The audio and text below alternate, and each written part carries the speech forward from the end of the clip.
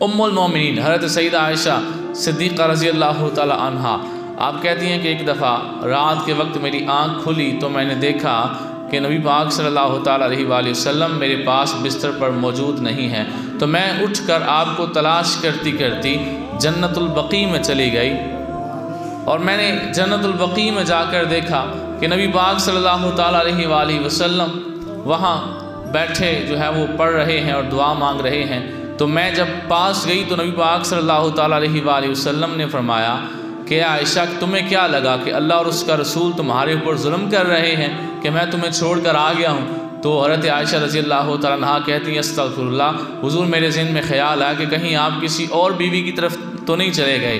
अब यहाँ पर उलमा ने एक नुक्ता लिखा है, बड़ा कमाल का नुक्ता है। कहते हैं कि हज़रत आयशा ने कहा था हुज़ूर मेरे ज़हन में ये ख़्याल पैदा हुआ कि आप किसी और बीवी के यहाँ तो नहीं तशरीफ़ ले गए, लेकिन हुजूर को पाया कहाँ? कब्रिस्तान में। तो रात के वक्त आप उठती हैं तो आप नबी पाक अलैहिस्सलाम को ढूंढते ढूंढते किसी दूसरी बीवी के दरवाजे पे जाके दस्तक नहीं देती कि बताएं सरकार इधर तो नहीं आए, बल्कि वो सीधा कब्रिस्तान जाती हैं और हुजूर अलैहिस्सलाम वहाँ उनको मिल जाते हैं। मस्जिद नबवी शरीफ से कब्रिस्तान का तो फासला बिल्कुल थोड़ा सा है, जिन्होंने देखा हुआ है। तो हज़रत आयशा रज़ी अल्लाह तआला अन्हा कह ये रही हैं कि हुजूर मेरे ज़हन में ये ख्याल पैदा हुआ कि कहीं आप किसी और बीवी के यहाँ तो नहीं चले गए, लेकिन ढूंढते ढूंढते किसी और बीवी के दरवाजे पे गई नहीं, सीधी कब्रिस्तान में पहुँच गई। इसका मतलब क्या है? उलमा फरमाते हैं हज़रत आयशा को कहीं और ढूंढने की ज़रूरत इसलिए नहीं पड़ी, सीधा हुजूर के पीछे कब्रिस्तान पहुँच गई कि मेरे नबी अलैहिस्सलाम जिधर से गुजरा करते थे खुशबू बताती थी इधर से गुजरे हैं।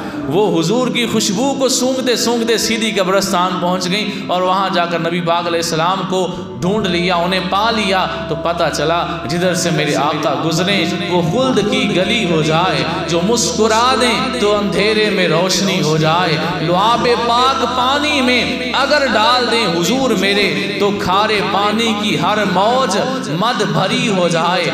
बशर ही कह के मुनाफिक समझ सका ना उन्हें, समझ जो जाए तो अल्लाह का वली हो जाए।